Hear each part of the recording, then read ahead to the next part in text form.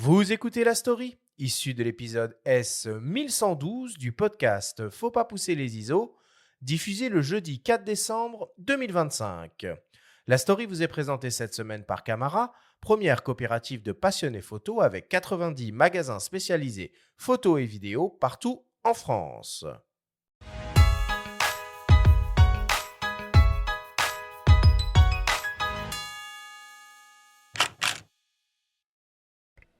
Reza, on est ici à la galerie Magdeleine, en plein cœur de Paris, en plein Paris Photo, pour une exposition assez unique, inédite de votre travail, connu, inconnu. Est-ce que vous pouvez nous en dire deux mots? Euh, Normalement, beaucoup de mes photographies étaient toujours dans les lieux publics, des très grandes expositions. J'allais toujours à la rencontre des gens pour montrer mes photographies. Mais quelque part, il y a cette nécessité, je sens qu'il y a du travail qui ne sont pas vraiment montrés dans les grands espaces, mais ça demande une vraie attention, surtout par rapport aux techniques de photographie, mais aussi un travail intime que je fais constamment. Tous les jours, moi, je photographie depuis les 45 ans, enfin tous les jours. Et ce travail ne fait pas partie de mes reportages, mais c'est mon travail quotidien. C'est comme une carnet de notes. Donc, on a voulu montrer ce côté aussi, qui est vraiment méconnu. Ce sont en noir et blanc. On voit sur le mur, il y a beaucoup de photos. Comme vous voyez, il y a des photos de l'Iran de 1980 jusqu'à la photo de Paris, des jardins de Tuileries, ou la vue de Paris, de Belleville, tout ça, ou les portraits de Rachel. Et, Oui, Rachel, votre femme, et on voit même Rachel et votre fils, qui est là même aujourd'hui, qui est là dans ses bras sur ce tirage-là.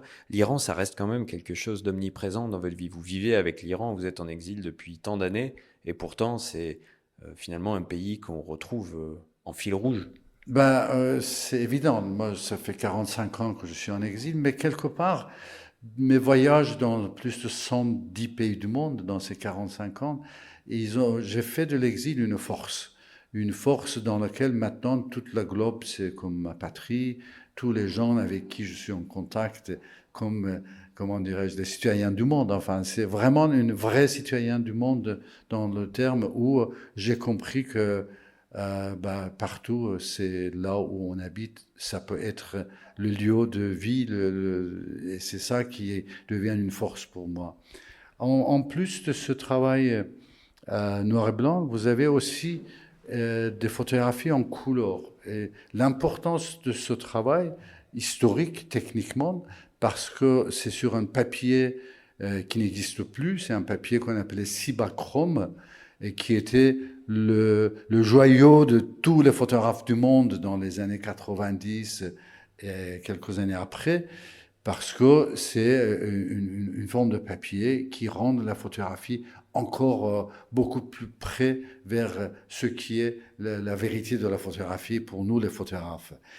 Comme il y a 5 ans, l'usine a décidé complètement de fermer en Suisse, et que dans le monde, il y avait Roland Dufault, qui est le grand tireur par excellence de ce procédé.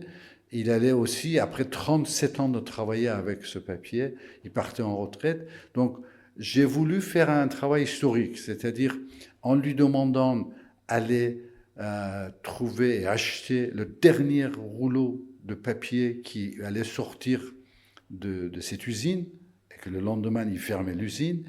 Et sur ces derniers rouleaux, les derniers mois de son travail, je suis resté avec lui dans le labo pour tirer 13 de mes photographies.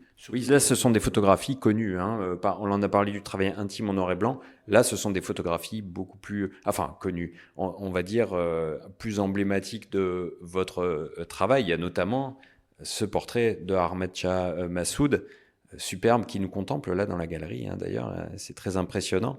Et ça, donc, c'est extrait de ce dernier rouleau. Au fond, Cibachrome. le tirage de Massoud, c'est le dernier bout de papier qu'on avait gardé, et que s'il nous ratait, c'était vraiment fini. Mais vraiment, l'idée, c'était sur le dernier bout de ce dernier rouleau, et Roland, son dernier travail après 37 ans. Une fois qu'il a fait le tirage de ça, il a fermé la boutique, il est parti en retraite.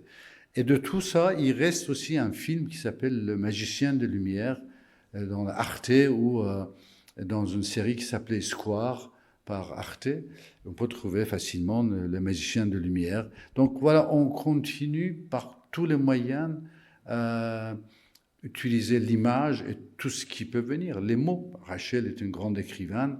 Ses textes, il accompagne, ils sont toujours avec mes photographies. On fait des livres et on fait aussi plein d'autres choses, dont récemment le fameux podcast.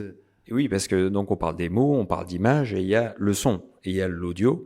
Alors vous avez une voix hein, de conteur, on peut le dire, mais il y a ce podcast 101 visages qui est diffusé depuis peu. Racontez-nous un petit peu comment c'est venu l'idée et en quoi ça consiste. À chaque fois, il y a plusieurs voix autour d'une image. Depuis quelque temps, on avait envie de créer un podcast. Et c'est une idée, le concept de Rachel, en disant, au lieu de faire un podcast seulement parler à une seule voix, pourquoi ne pas avoir 3 voix chaque fois? Et ces 3 voix, donc chaque fois, chaque podcast, c'est une de mes photographies.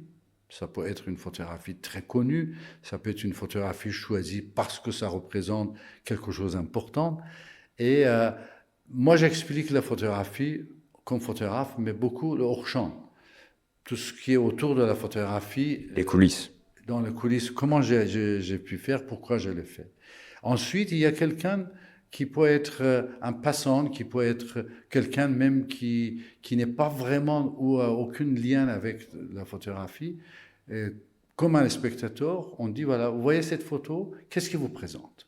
Ça, c'est très important parce que c'est pour tous ces gens que je fais ces photographies, en réalité.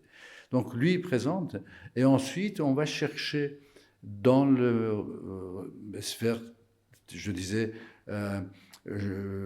universitaire, chercheurs, les grands experts, les écrivains, les poètes, ceux qui connaissent vraiment ce sujet.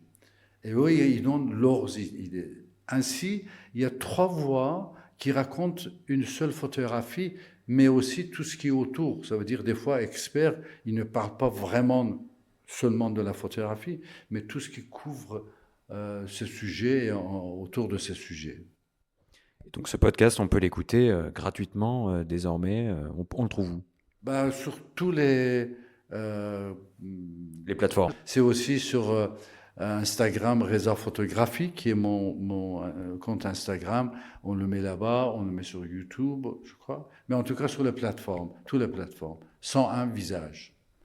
Merci beaucoup, Reza. Merci de ton temps et à très bientôt.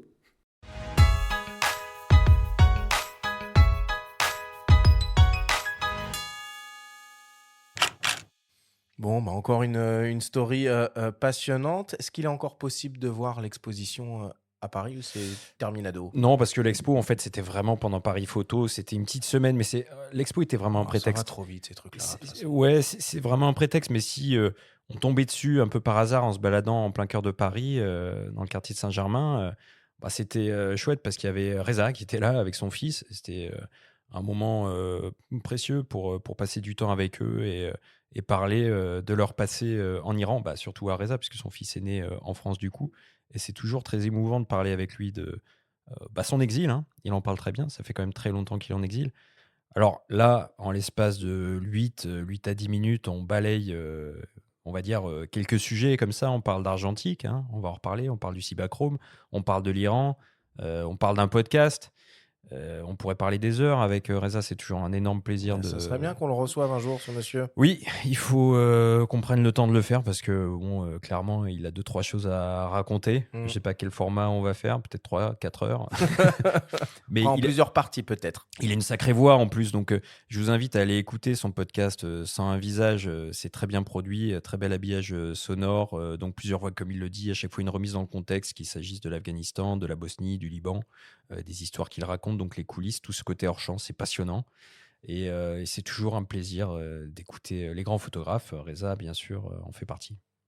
Baptiste, j'ai vu ton regard s'illuminer quand il a commencé à parler du feu Cibachrome. Ah bah moi, j'en ai jamais fait, parce que voilà, c'est hors de ma portée. Mais c'est vrai que j'en ai vu il y a quelques années, je crois que c'était à une exposition sur Salimane, il me semble, où il y avait quelques tirages Cibachrome. Et c'est vrai que en termes de tirage couleur, je pense que c'est la meilleure façon d'apprécier une photo couleur sur papier, que moi j'ai vu en tout cas, et quelles que soient les techniques d'impression ou de tirage qu'on peut avoir aujourd'hui, c'est vrai que c'est Mm. vraiment un rendu. Si on a l'occasion un jour en tant que photographe d'en voir en vrai, il y a vraiment quelque chose d'unique à ce procédé. Et en argentique, il y a souvent voilà, des technologies assez phénoménales qui des fois se perdent parce que plus rentables, parce que remplacées par des choses pas forcément plus jolies, mais souvent plus pratiques ou moins coûteuses.